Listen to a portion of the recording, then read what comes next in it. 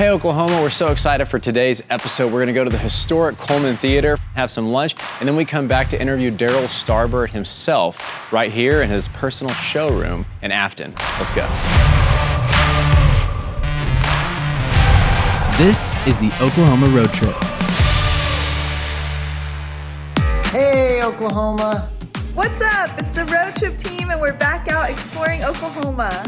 And as we're out traveling to all these amazing places, we're taking all the special precautions to make sure that we are safe and all the people that we're visiting throughout the state. And remember, whether you're ready to get out of the house or not, might as well come and take a virtual road trip with us right now. Okay, here we go. From OKC, the team heads northeast into downtown Miami.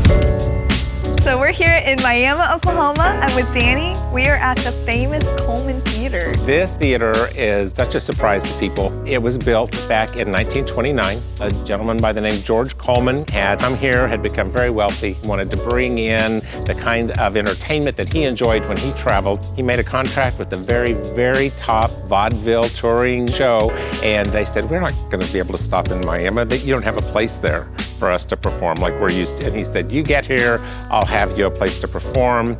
They signed a contract. This theater was built in 330 days. Opened in April of 1929, and it's never shut its doors. So you're on a stage right now where some of the most famous vaudeville performers you ever heard of, the Marx Brothers and Blackstone the Magician, and of course, Will Rogers was here. And you can still kind of feel them here with us all the time. Today, we've brought it back to be a live venue. We do a big mix of everything. Concerts, plays, silent movies. We are one of only about 18 theaters in the whole world who still have their original Mighty Wurlitzer pipe organ that was built to do silent movies right here in the theater. And about 3 times a year, we bring in a world famous organist and have a weekend of silent movie. And really, that's a cool event.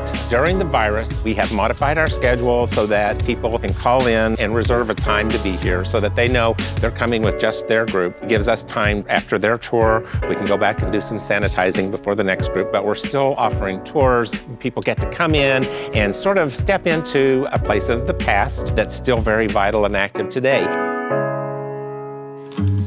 From Miami, the team heads south to Vinita, arriving just in time for lunch at our next stop of the day. I'm Dennis Patrick. I'm Melissa Clanton Patrick, and you're at Clantons Cafe. We've been here since 1927. Started by Melissa's great-great-grandfather, Sweet Tater Clanton. We're the 4th generation to take over the restaurant. Well, our food is just simple home cooking. That's what we strive for. We're famous for our chicken fried steak. That recipe hasn't really changed since they started it back in 1927. Of course, right now we're doing limited menu with pandemic going on. So we don't have everything on there, but we have the most popular items, the chicken fry, the chicken and dressing. Burgers are always popular. What'd you get? I got a salad, zucchini, and house-made potato chips. I actually got chicken fried steak, mashed potatoes, and corn.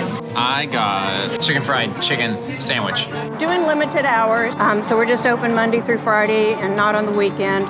We are still social distancing at this time until the numbers start to go down a little bit. We encourage everyone to wear a mask and that type of thing. One of the things that makes us unique is our personality.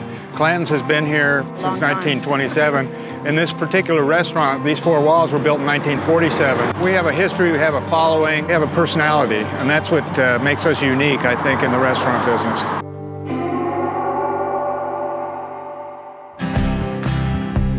From Vinita, the team heads east toward Afton. And our final stop of the day, Darryl Starbird's National Rod and Custom Car Hall of Fame. Fell in love with cars in high school, of course, like a lot of people do, a lot of kids. The only difference was nobody heard of a custom car in them days.